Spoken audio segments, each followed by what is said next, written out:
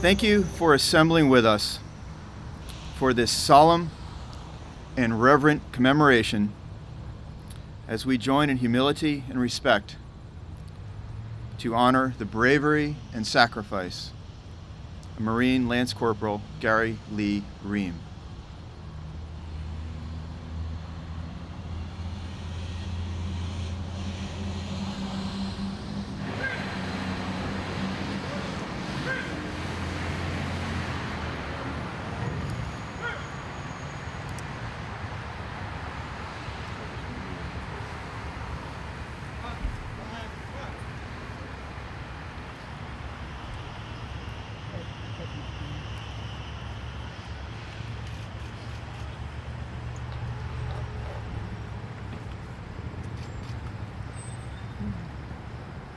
Detail, halt! Reset, hunt!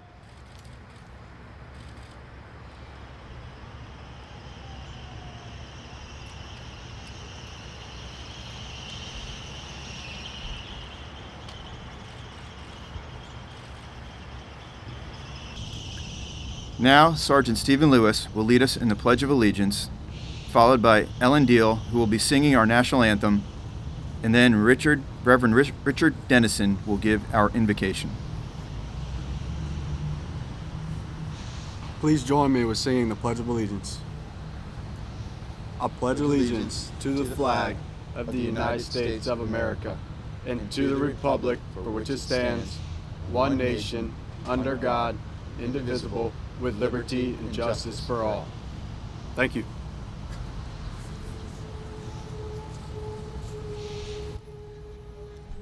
Oh, say, can you see by the dawn's early light what so proudly we hailed at the twilight's last gleaming, whose broad stripes and bright stars through the perilous fight o'er the ramparts we watched were so gallantly streaming, and the rocket's red glare, the bombs bursting in air, gave proof through the night that our flag was still there.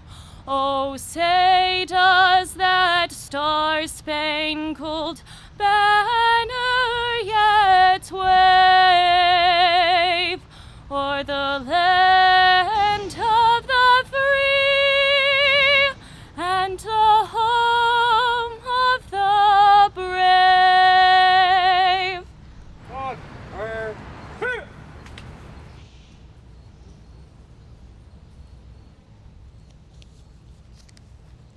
Let us pray. God of our fathers, through your mighty hand, our nation has given birth to liberty and freedom. Today we are reminded that freedom is not free. It is one at the cost of patriots who offer their last full measure of devotion to serve our nation, its interests, and its allies. Today we remember Lance Corporal Gary Ream, who gave his last full measure of devotion in service to our nation patrolling remote areas of Vietnam. May this stretch of highway be a reminder to all who pass by of his sacrifice and service. May it inspire us to continue dedicating our lives in service to God and country.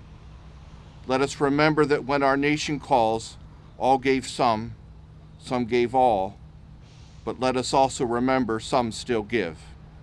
For God and country. Amen.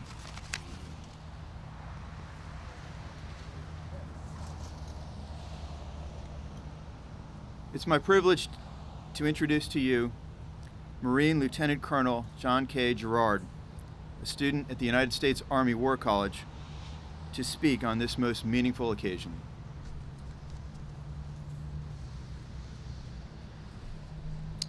Thank you, Representative Bloom, and thank you for being here this morning in support of Gary Ream's family. 1,000 years before Christ, the wisest king that ever lived wrote these words: "For everything there is a season and a time for every purpose under heaven, a time to be born and a time to die, a time to plant and a time to pluck what is planted, a time to kill and a time to heal, a time to break down and a time to build up, a time to weep and a time to laugh, a time to mourn and a time to dance, a time to cast stones and a time to gather them together, a time to embrace and a time to refrain from embracing, a time to seek and a time to lose, a time to keep and a time to cast away, a time to tear and a time to sow, a time to keep silent and a time to speak, a time to love and a time to hate, a time for war and a time for peace. Today we are gathered together for a time of weeping and mourning as we remember and honor the sacrifice of Lance Corporal Gary Ream. But it is also a day to heal and to speak and to ensure that our collective remembering gives us hope, a hope made possible in part by the selfless sacrifices of a generation of our countrymen who answered the nation's call and fought and bled and died in the jungles of Southeast Asia simply because our country asked them to. Well, first, to mourn and weep. Gary Ream was the fourth of 6 children born here in Carlisle. The Ream children were raised largely by their mother, a woman who worked hard to provide for her family and obviously instilled in them a love of home and country. He was a small baby, and so the family simply called him Peanut. He graduated from Carlisle High School in 1964 and followed in the steps of 2 of his brothers by enlisting in the United States Marine Corps. After earning his qualifications as an infantryman, he joined Kilo Company, 3rd Battalion, 2nd Marines, and quickly departed on a cruise to the Mediterranean Sea as part of the landing force of the U.S. 6th Fleet, a duty that I also performed as a young Marine. Upon his return, Gary volunteered to be transferred to a battalion on the West Coast, preparing to go to Vietnam. After a short visit home, Lance Corporal Ream reported for duty at Camp Pendleton, California, with 1st Platoon, Charlie Company, 1st Battalion, 1st Marine Regiment, known simply as 1st Marines.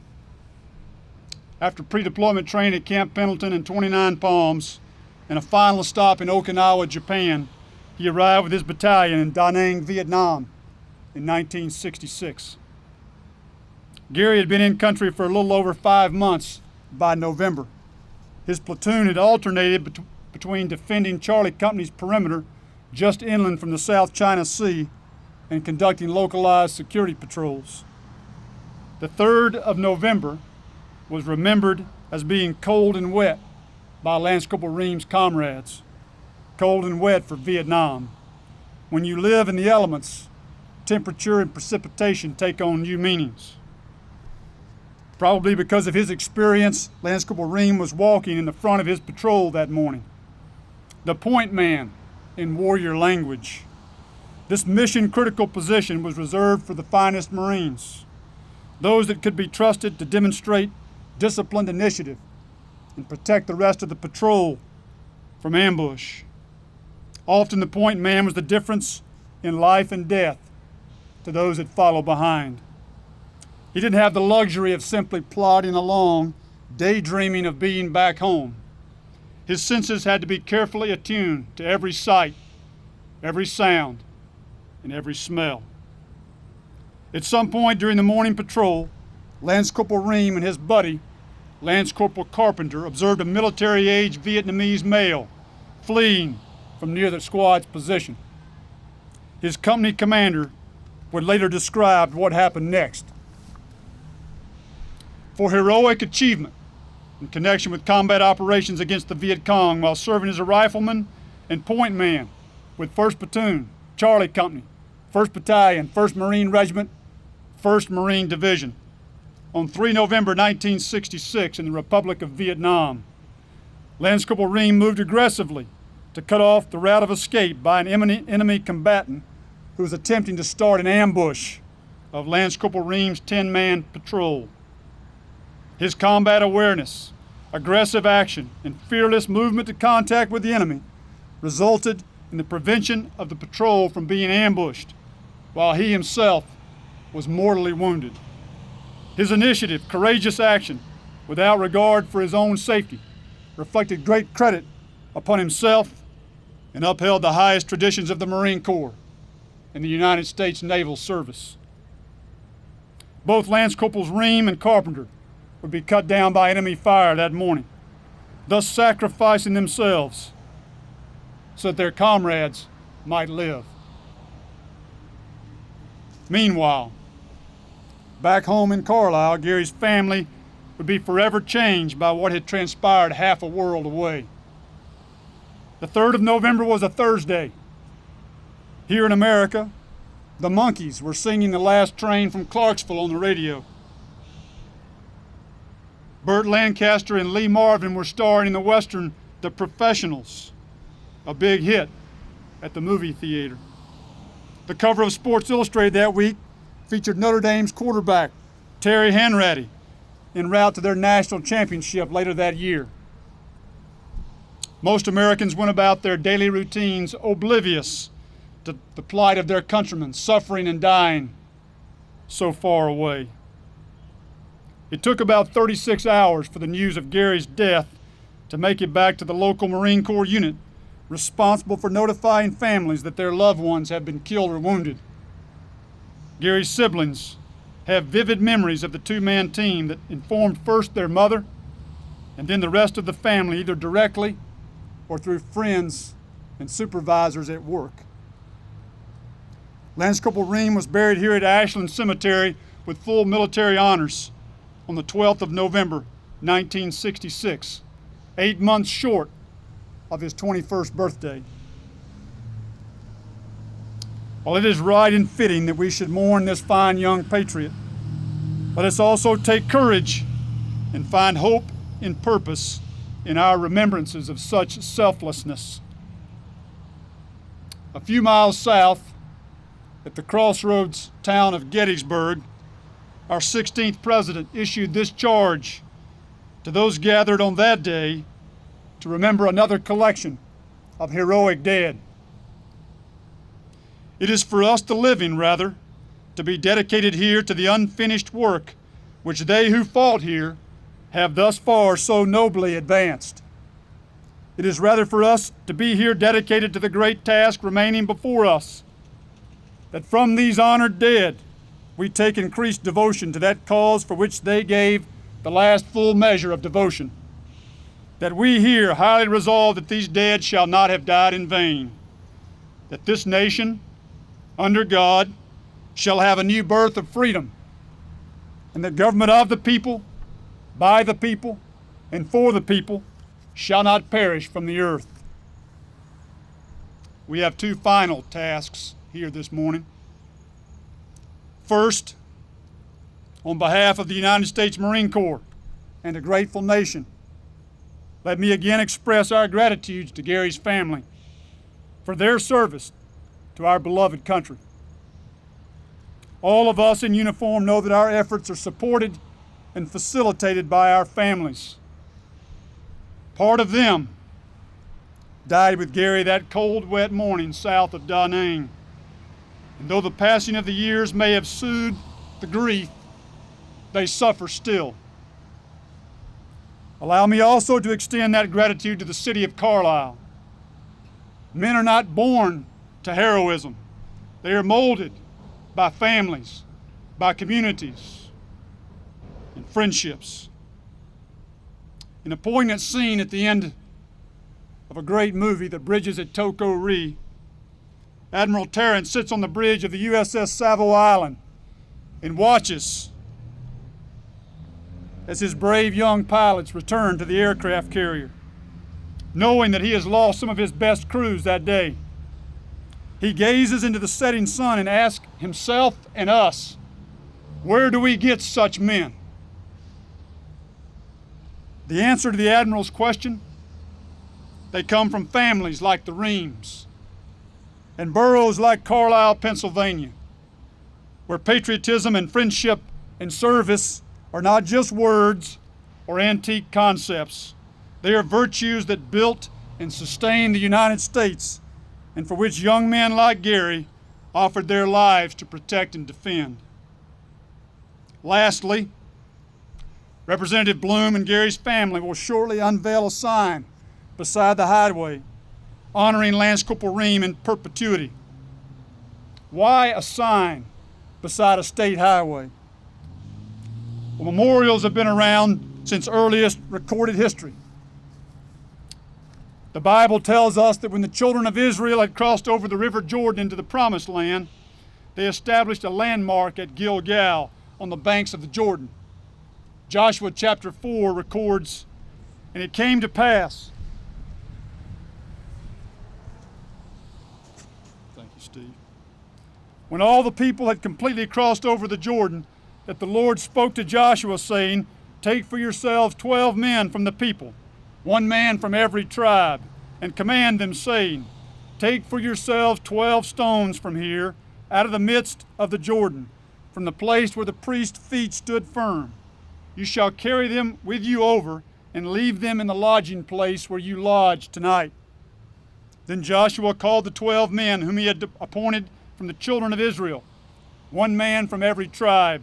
And Joshua said to them, "Cross over before the ark of the Lord your God into the midst of the Jordan, and each one of you take a stone upon his shoulder, according to the number of the tribes of the children of Israel, that this may be a sign among you when your children ask in times to come, What do these stones mean to you?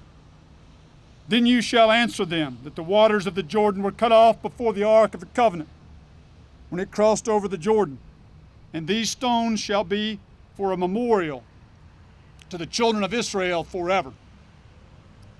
Well, one of my own sons is here this morning. The other is a 20-year-old Lance Corporal of Marines, the same age as Gary when he was killed in action.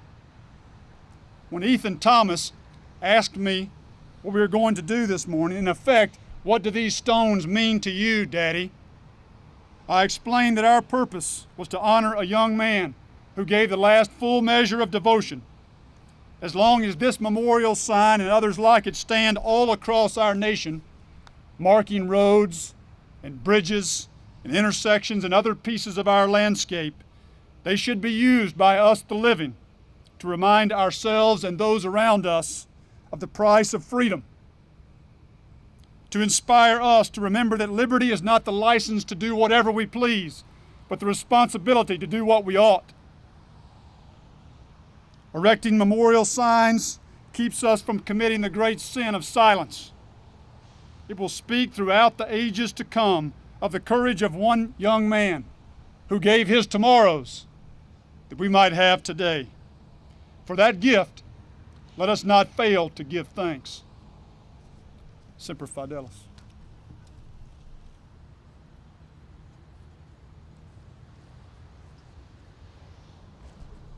Thank you, Colonel, for those excellent remarks.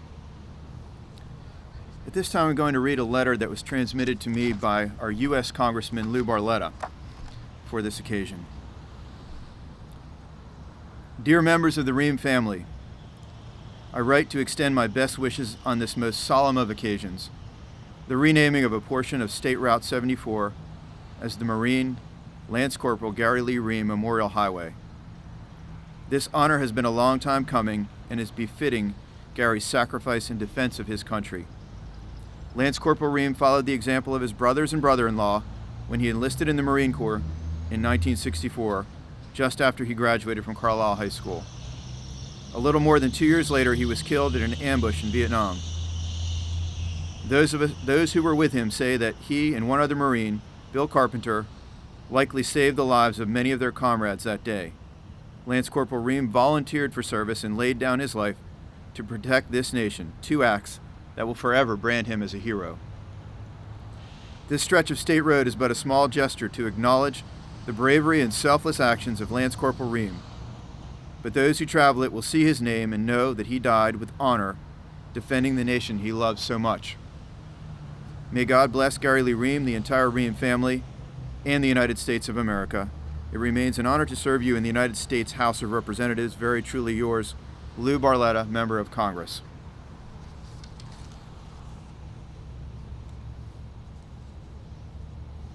We are honored to have in our presence this morning the following members of Gary Lee Ream's family.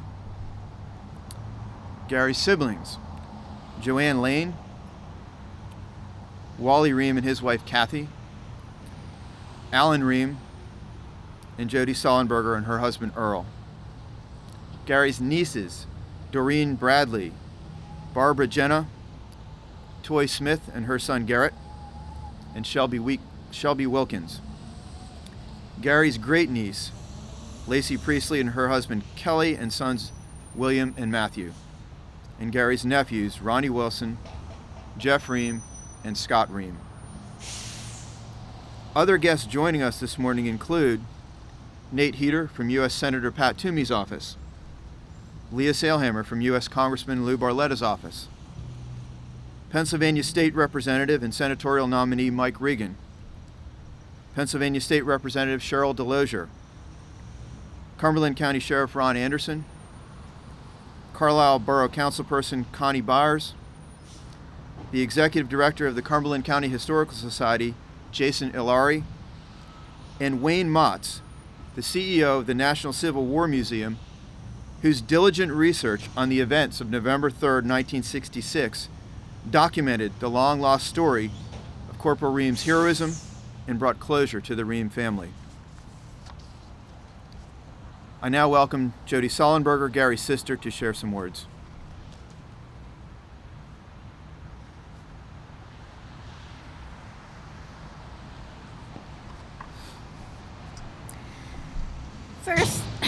First, the Ream family would like to thank Representative Bloom and his staff for taking on the challenge of initiating House Bill 835 and following it through to the passing and signing of Act 90. If our mother was still living, she definitely would have initiated this project. And since she passed in 1988, we decided it was up to us to pursue this honor. She would be so humbled and so proud of this day. And we are so sorry that our oldest brother, Dwayne, was not able to fly in from California to share in this honor with us. We know a lot of planning went into making this day perfect as an honor to our brother. And for that, we are extremely grateful.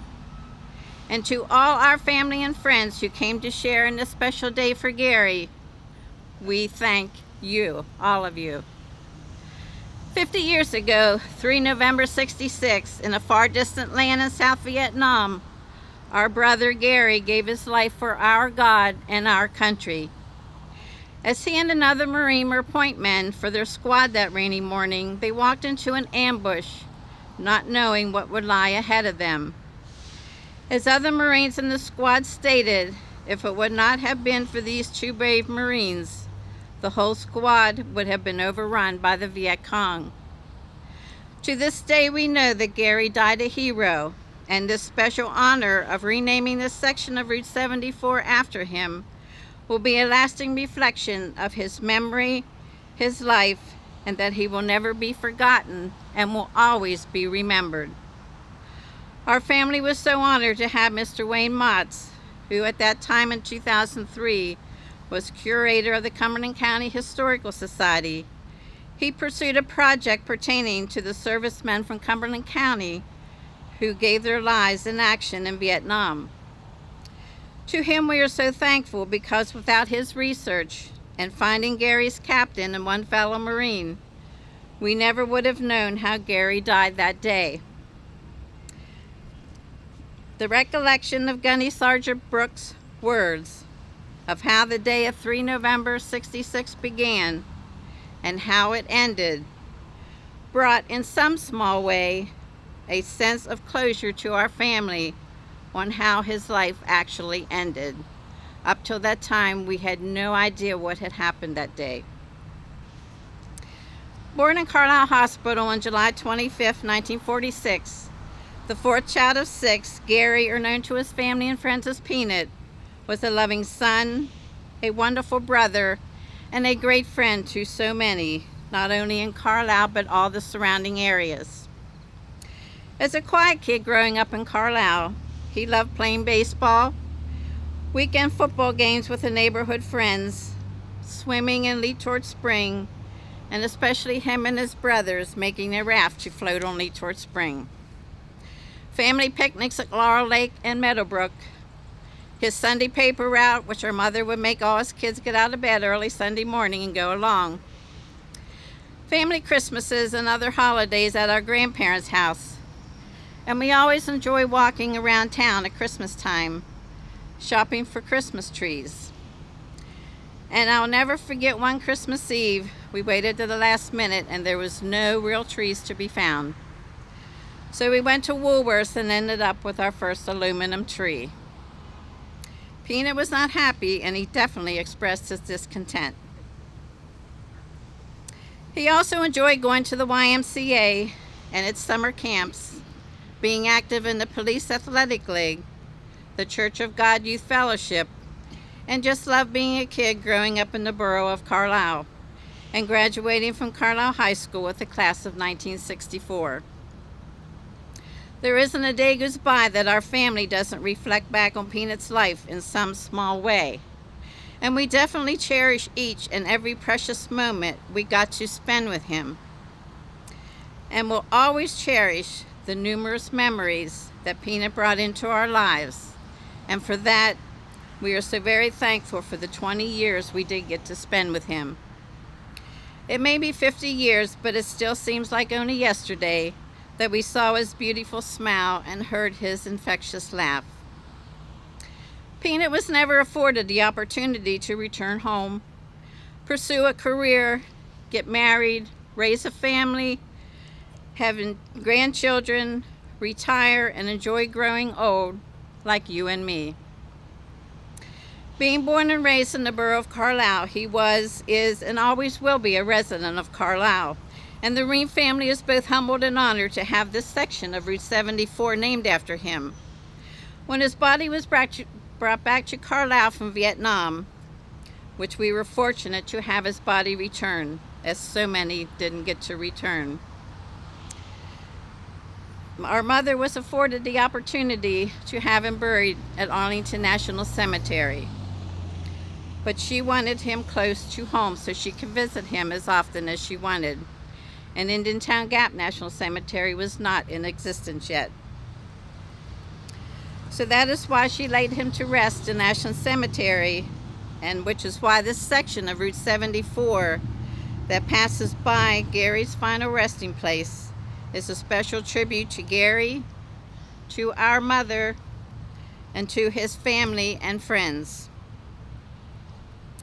Each time we pass by the signs, we will always remember and reflect back to the simpler times we shared as a family growing up in Carlisle during the 40s, 50s, and 60s. May Peanut always rest in peace. Continue to sleep well, Marine, till we meet again. God bless you, and we love you forever. Semper Fi.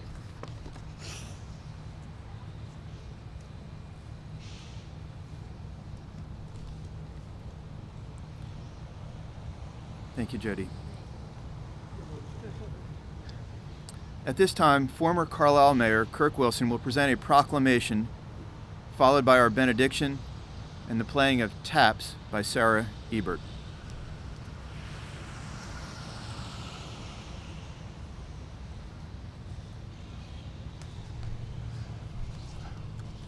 When the Ream family found that my successor, Mayor Tim Scott, would be unable to be here today, it turned out to be a true privilege and honor for me to be able to participate and in some small way still represent the borough of Carlisle. Mayor Scott has written an extremely heartfelt, heartwarming proclamation. Much of the information in it you've already heard, so I won't repeat it. But what I'd like to do, and I'd like to, if you give me a minute, I'd just like to recollect from what all I've known and from what all I've heard. You know, you hear about Gary. Well, he wasn't anything special. He was a good kid. He went to the POW, he went to the Y. He swam in a Leetort, which he's not allowed to do today because there's signs up that say no swimming. But you know what? He wasn't any different than any of us sitting here when he was in Carlisle. But when he became a Marine, he became a different person. He was trained. He was dedicated. He had forward vision. He knew what he was doing. And when the challenge faced this young man, only 20 years of age, he was able to meet that challenge, and he did it with the guts and the courage that he was trained to have. I look at the crowd today, and I see numerous veterans of the Vietnam War. Each one of you has your own story, just as Gary has his. But to me, it's exciting that this sign will be here. A lot of people don't read signs, or we have wonderful monuments and parks and cemeteries. But when you put that sign on the highway, and I drive this road every day, I will think of Gary Ream. I will think of all the others who made the sacrifice and those who are still making the sacrifice. So that's what we're here for today, to recognize this man's service and how he to this day continues to impact each and every one of us. I'll close with reading the last portion of Mayor Tim Scott's proclamation. Whereas Lance Corporal Gary Lee Ream, USMC, selflessly served our country at the time of his death, and his actions exemplified the honor, courage, and duty to country associated with being a proud member of the United States Marine Corps. Now, therefore, I, Timothy A. Scott, Mayor of Carlisle, Pennsylvania, do hereby proclaim today, October 3rd, 26th, as Lance Corporal Gary Lee Ream USMC Day in the Borough of Carlisle. Mayor of the Borough of Carlisle, Timothy A. Scott. Thank you.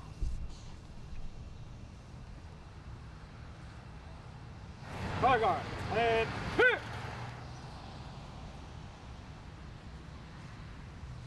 Shall we pray?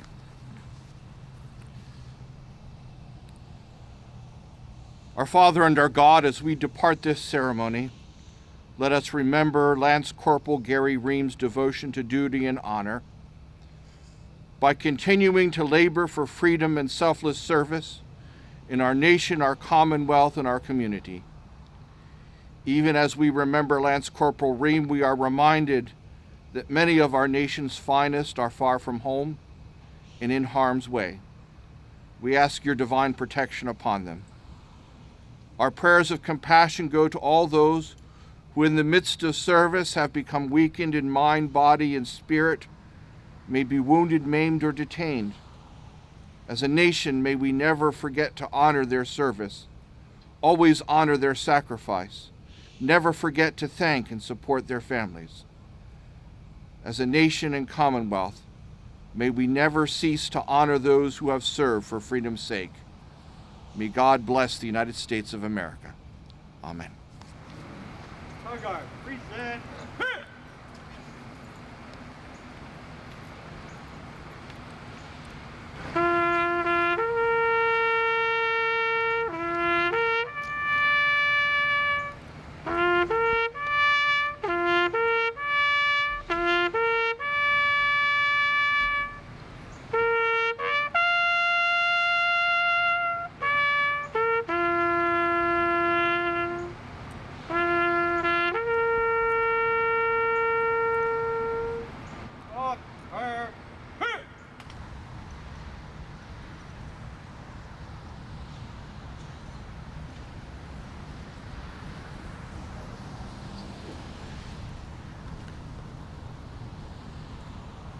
At this time, let's all please join the Ream family as they unveil the official sign designating the Marine Lance Corporal Gary Lee Ream Memorial Highway. The sign is just past the tree line over here, over by the bank. So if you can join us as we transition over there. And the Ream family would also like to invite everyone to a light lunch at the Carlisle VFW following the unveiling of the sign. Thank you very much.